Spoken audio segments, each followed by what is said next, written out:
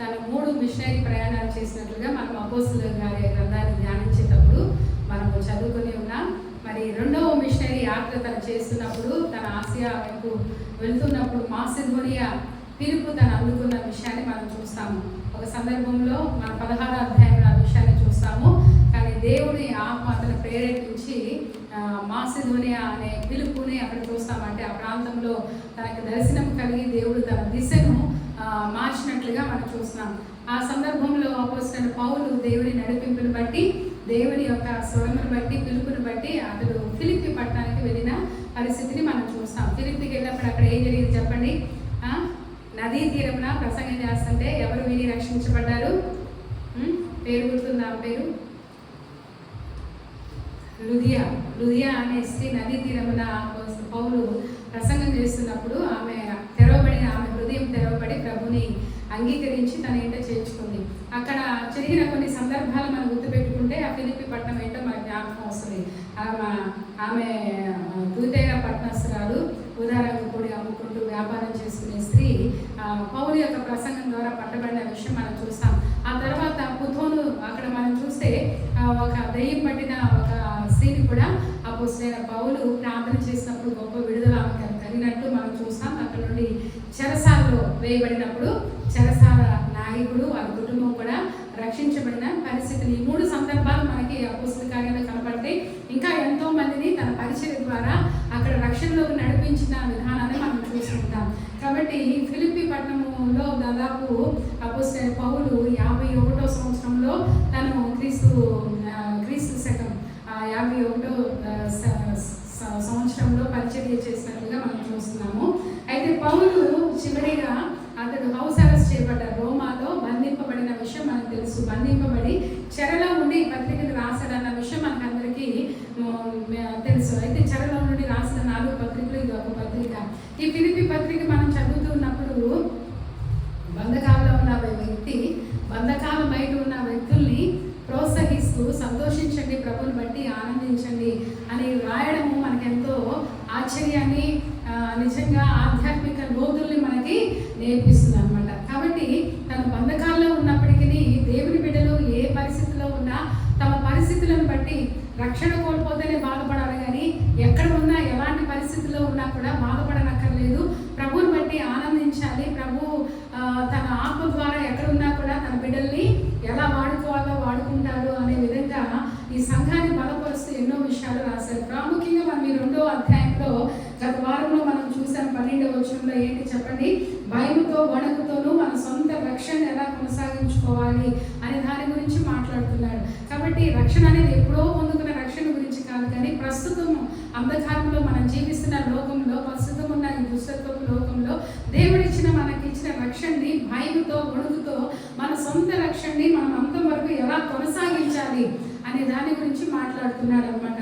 కాబట్టి అసలు ఈ అధ్యాయంలో మనం ప్రారంభంలో ఒక విషయం చూసాం. మీకు ఎంతమంది గుర్తుందో లేదో కానీ 2వ అధ్యాయం 2వ వచనంలో ప్రత్యేకంగా ఏం చెప్తున్నా అంటే, మీరు ఏక మనస్కులైనట్లుగా ఏక ప్రేమ కలిగి ఏక భావం కలవాలండి, ఒక్కదాని అంటే మనసు ఉంచుచు నా సంతోషంను సంపూర్ణం అంటే దేవుని బిడ్డలందరికీ ఏముండాలండి? దేవుని రాజ్య సంబంధాలందరికీ, క్రీస్తు బిడ్డలకు అందరికీ ఏముండాలని చెప్తున్నాడు అక్కడ? ఏక మనస్సు, ఏక ప్రేమ, ఏక భావము, ఒక్కదాని అందే మనసు ఉండాలి. మనమందరం కూడా గ్రహించాల్సిన విషయం ఏంటంటే, ఈ భూమి మీద జన్మించిన మనం ఎవరూ కూడా ఉద్దేశం లేకుండా జన్మించలేదు. దేవునికి మన పట్ల ఒక ప్రణాళిక ఉంది. దేవుని బిడ్డలమైన మన పట్ల ఆయన ప్రణాళిక ఏంటంటే ఆయన రాజ్యాన్ని మనం స్థాపించాలి. ఎవరు స్థాపించాలి చెప్పండి? మనం ఎవరి సంబంధం? దేవుని రాజ్య సంబంధం. దేవుని రాజ్య కట్టడంలో మనకు అందరికీ పాత్ర ఉంది. దేవుని రాజ్యాన్ని కట్టేది సేవకులు ఒక్కడే కాదు, అది ఎన్నడూ వల్ల కాదు. ఏ సంఘం అయితే సేవకులు, సంఘము అందరూ కూడా ఎవరైతే ఏ సంఘంలో అయితే ఏక మనసు ఉంటుందో, ఏక ప్రేమ ఉంటుందో, ఏక భావం ఉంటుందో, ఒక్కదాని యందు మనసు పెడతారో అది రాజ్య సంబంధంగా బహుగా విస్తరిస్తుంది. ఎందుకంటే ఆ ఉద్దేశం ఎక్కడైతే నిస్వార్థం ఉంటుందో అక్కడ ఐక్యత ఉంటుంది. స్వార్థం ఏం చేస్తుంది? డివిజన్ తీసుకొచ్చేస్తుంది. విభాగాలు రావడానికి కారణం ఏంటంటే స్వార్థమే. నిస్వార్థమైన పరిచర్య ఎవరైతే నిస్వార్థంగా ఉంటారో అక్కడ ఏముంటుంది చెప్పండి? నిస్వార్థత ఉన్న చోట ఏముంటుంది? ఇక్కడ మన ఏక మనసు ఉంటుంది, ఏక ప్రేమ ఉంటుంది, ఏక భావం ఉంటుంది, ఒక్కదాని అందే మనసు పెడతారు. కాబట్టి మనం ఈ లోకానికి పంపబడిన ఉద్దేశము, మనల్ని దేవుడు ఈ లోకానికి పంపిన ఉద్దేశం మనందరి పట్ల, విశ్వాసి అయిన ప్రతి పట్ల, సేవకుల పట్ల కాదండి, సేవకులు ఒక్కళ్ళ పట్లే కాదు, విశ్వాసి అయిన ప్రతి పట్ల దేవుని యొక్క ఉద్దేశం ఏంటంటే ఆయన రాజ్య స్థాపనలో మనం అందరం కూడా పాత్రలుగా వాడబడాలి.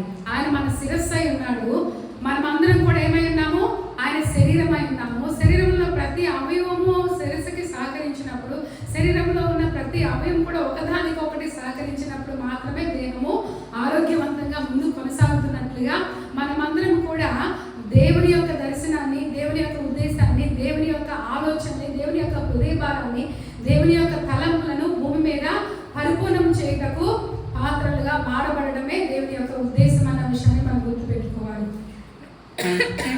అక్కడ చెప్పాడు కదా, 3వ వచనంలో చెప్పారు ఒక మాట, మీలో 4వ వచనంలో, మీలో ప్రతి వాడును తన సొంత కార్యంలో మాత్రమే కాక ఇతరుల కార్యములు కూడా చూడాలి అని చెప్తున్నాడు. సొంత కార్యాలు ఎవరు చూసుకుంటారు? స్వార్థం కలిగిన వారు వారి కార్యాన్ని, వారి మేలుని, వారి యొక్క రాబడిని, లేకపోతే వారి స్వలాభాన్ని వారు చూసుకుంటారు. కానీ ఇక్కడ పౌలు భక్తుడు చెప్తున్నాడు, దేవుని బిడ్డల్లో, దేవుని సంఘంలో ఏమున్నారంటే ప్రతివాడు తన సొంత కార్యములు కాక ఇతరుల కార్యాలను కూడా చూసుకోవాలని చెప్తూ, దానికి బెస్ట్ ఎగ్జాంపుల్గా మనం చూస్తే 5 నుండి 8 వచనాల్లో మొట్టమొదటి మాదిరి ఎవరు మనకి? యేసయ్య. యేసయ్య ఈ లోకంలో ఉన్నప్పుడు ఆయన ఎప్పుడు కూడా ప్రజలను చూసినప్పుడు కనికరంతో ఆయన హృదయం నింపబడింది. ఆయన ఎప్పుడు కూడా తన స్వార్థం కొరకు జీవించలేదు, కానీ సిలువ మరణం పొందినందుగా తను తగ్గించుకొని ఎంతగా ప్రజల్ని ప్రేమించాడో మనం చూస్తాం. క్రీస్తు యేసు కలిగిన మనసు మీరు కలిగి ఉండండి అని చెప్పి ఆయన ఎలాంటి స్వభావం కలిగి ఉన్నాడో మనం చూసాం. ఆయన ఎలాంటి స్వభావం కలిగిన వాడని మనం చూస్తాం. ఆయన దేవుని స్వరూపమై నువ్వు కలిగిన వాడేంటి, దేవునితో సమానంగా ఉండటం విడిచిపెట్టుకొని భాగ్యమని ఎంచుకోలేదు, కానీ మనుషులు పోలికగా పుట్టారు, దాసుని స్వరూపం ధరించారు. ఇంకా ఏం చేశారు చెప్పండి? తను తాను ఏం చేసుకున్నాడు? అన్ని కలిగి రిక్తులు చేసుకోవడం ఎంత కష్టం అండి. ఒక ఫారెన్ కంట్రీలో ఉన్నతమైన స్థితిలో జీవిస్తున్న వ్యక్తిని ఇక్కడ తీసుకొచ్చి ఉండమంటే ఉండగలుగుతారా? బట్ దేవుడు తాను ఎవరి కోసం రిక్తునిగా చేసుకున్నారు? మన కోసం తను రిక్తునిగా చేసుకున్నారు. ఇంకా ఏం చేశారంటే, మరియు ఆయన ఆకారమందు మనుషునిగా కనబడి మరణం పొందినందుగా, సిలువ మరణం పొందినందుగా విధేయత చూపిన వాడే తాను ఏం చేసుకున్నారంట? తగ్గించుకున్నారంట. కాబట్టి మనం చూస్తాం తగ్గింపు, తర్వాత రిక్తుని చేసుకోవడము, ఇవన్నీ కూడా క్రీస్తుని మనకు మాదిరిగా చూపిస్తూ, తర్వాత ఏం చెప్తున్నారంటే పౌలు, పోయిన వారం మనం చదువుకున్న రీతిగా ప్రభు యొక్క అడుగుజాడలో నేను కూడా నడుచుకున్నాను. ప్రభు ఎలాగ అందరి వరకు ప్రాణాత్మకంగా పోయడానికి ఇష్టపడ్డారో అలాగే ఏమని చెప్పాడు పోయిన వారం మనం చదువు, మరియు మీ విశ్వాస యాగంలో దానికి సంబంధమైన 17 వచ్చిన సేవల్లో నేను ప్రాణాత్మకంగా పోయబడినను నేను ఆనందించి మీ అందరితో కూడా సంతోషిస్తున్నాను. అంటే మీలో జీవాన్ని, మీలో రక్షణ చూడటానికి నా ప్రాణమంతా కూడా పోయడానికి నేను ఇష్టపడుతున్నానని చెప్తున్నారు. దేవునికి స్తోత్రం చెప్తామా? హల్లెలూయా. కాబట్టి ఇక్కడ మనం గ్రహించాల్సిన విషయం ఏంటంటే, ఇక్కడ మనము ఏక మనసు కలిగి, ఏకభావం కలిగి, ఏక ప్రేమ కలిగి ఒకదాని కొరకే ఎలా పని చేయాలో చెప్పిన పౌలు ప్రభు దాని కొరకే ఎలా పనిచేశాడు. తర్వాత ఏం చెప్తున్నాడు? నేను ఎలాగా, పోయిన వారం మనం చదువుకున్న విషయంలో నేను ఎలాగా ప్రభు యొక్క అడుగుజాడలో నడుచుకున్నాను. అర్థమవుతుందండి? యేసు ప్రభుని మనకి మాదిరిగా చూపిస్తున్నారు, ఆ తర్వాత పౌలును మాదిరిగా చూపిస్తున్నారు. ఆ తర్వాత మనం ఈ రోజు చదువుకున్న లేఖన భాగంలో 19 నుండి 30 వచనాల్లో తిమోతి ఎలాగా క్రీస్తు అడుగుజాడలో నడుచుకున్నాడు, ఎఫెఫ్రోదితు ఎలాగా క్రీస్తు యొక్క అడుగుజాడలో నడుచుకున్నాడు అనే విషయాన్ని మనకు ఎక్స్ప్లెయిన్ చేస్తున్నారు. అర్థమవుతుందండి? కాబట్టి ఈ విషయాన్ని మనం గ్రహించాలి. మనము దేవుని యొక్క రక్షణ పొందుకున్నాము.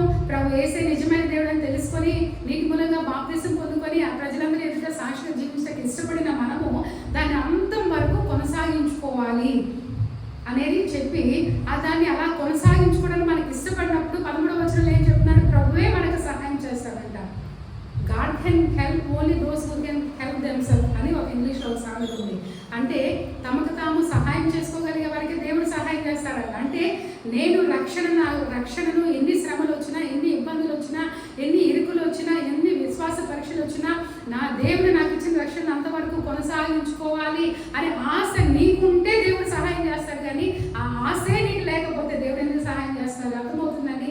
అన్ని పరిస్థితుల్లో కూడా నా రక్షణ అంతవరకు నేను కాపాడుకోవాలని ఆశ కలిగే వారికి దేవుడే సహాయం చేస్తాడని 13వ వచనంలో మనం చదువుతున్నాం. ఎందుకనగా మీరు ఇచ్చయించుటకు కార్యసిద్ధి కలుగు చేయుటకును తన దయా సంకల్పం చొప్పున నెరవేరుటకై మీలో కార్యసిద్ధి కలుగు చేయవాడు దేవుడే. మనలో ఒక కార్యము తలపెట్టినప్పుడు, ఒక ఆలోచన కలిగినప్పుడు ఆ కార్యాన్ని సిద్ధి చేయగలిగేవాడు దేవుడే అనే విషయాన్ని మనకు బయలుపరుస్తున్నారు అనమాట.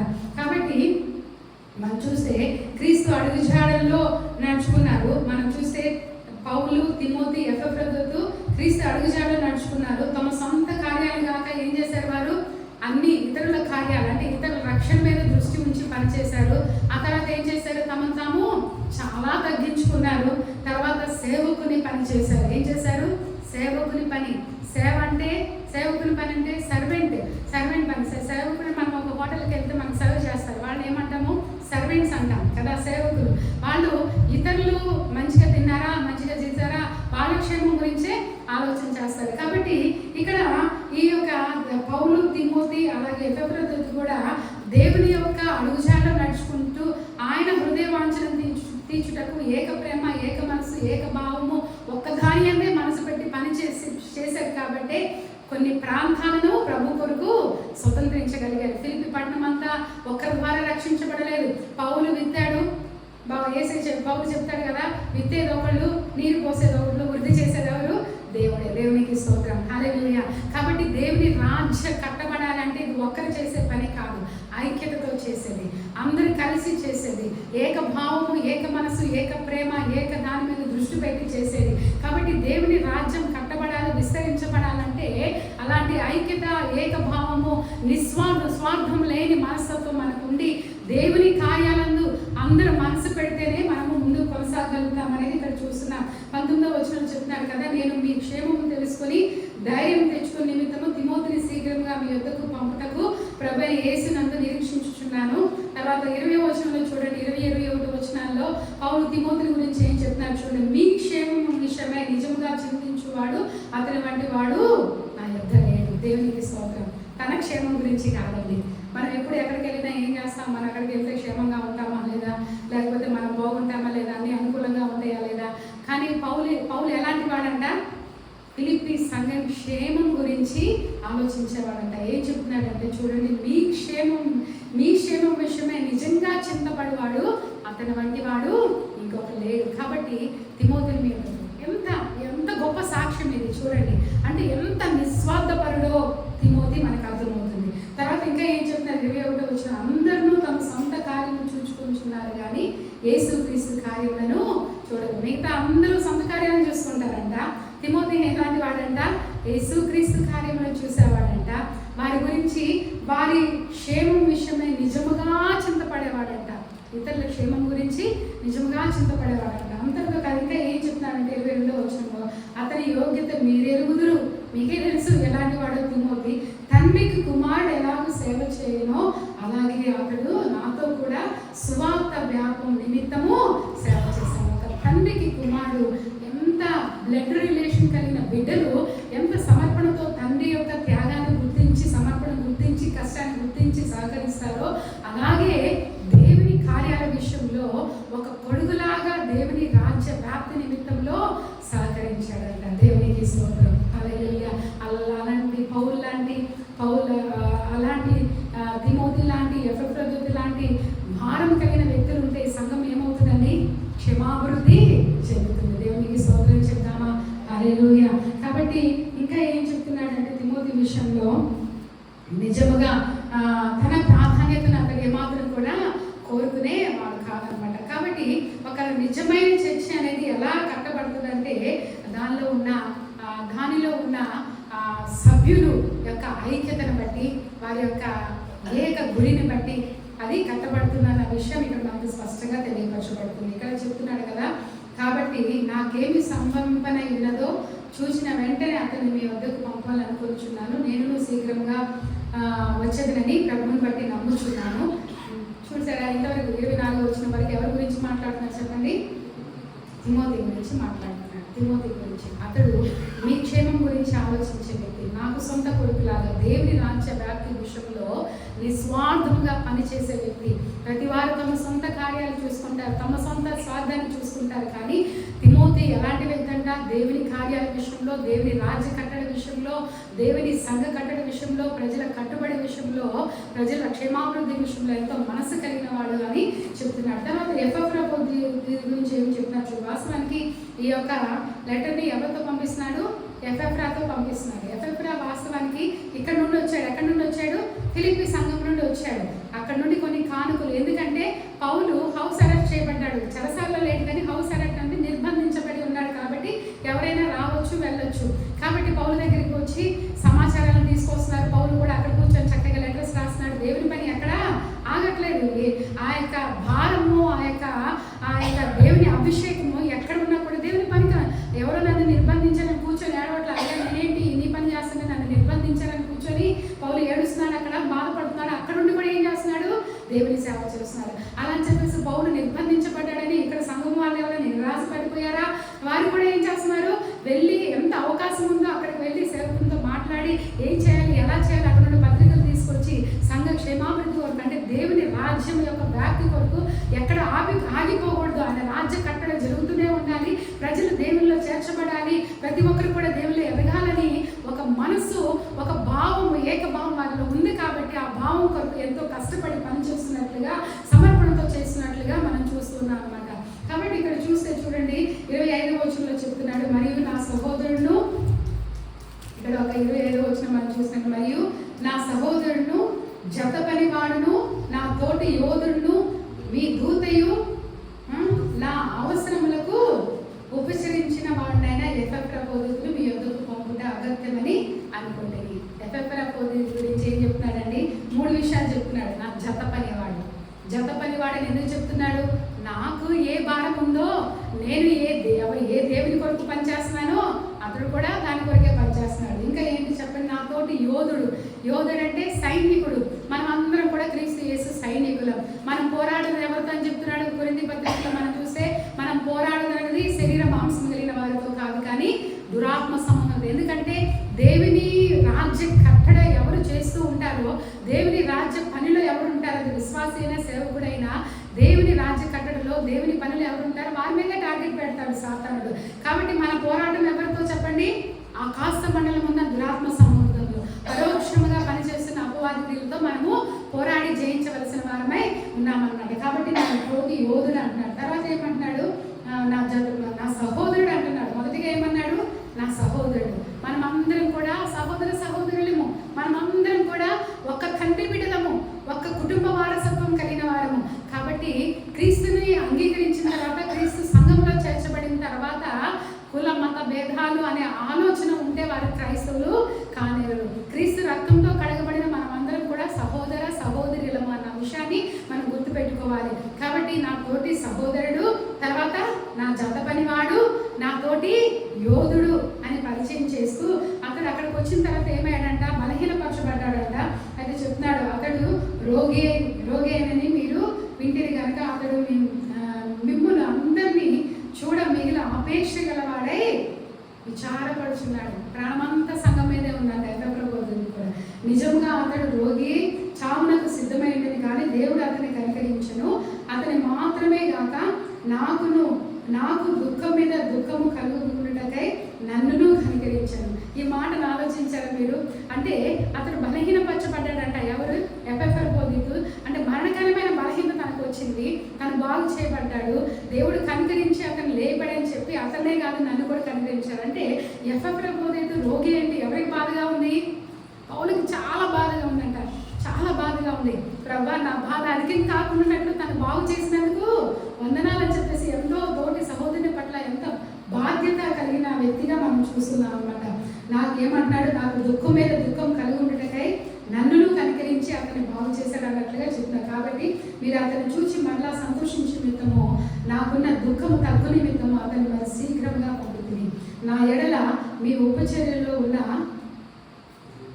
కొదువను తీర్చుటకే అతడు తన ప్రాణమునైనను లక్ష్య పెట్టగా క్రీస్తు యొక్క పని నిమిత్తము చావునకు సిద్ధమైందని కనుక పూర్ణానందంతో ప్రభునందు అతన్ని చేర్చుకుని అతివాన్ని గనపరచు. తన ఆరోగ్యాన్ని కూడా లక్ష్య పెట్టకుండా ఏం చేశాడంట? పౌలు బంధకాల్లో ఉన్నాడని చెప్పేసి సంఘమంతా కూడా కొంత ఆర్థికమైన ద్రవ్యాన్ని ఇస్తే అది తీసుకొని వెళ్ళాడంట. పౌలు అతను ఉంచుకోవడానికి ఇష్టపడట్లా, అతను సేవ చేయడానికి ఇష్టపడట్లా. ఇతను మళ్ళా వెళ్ళి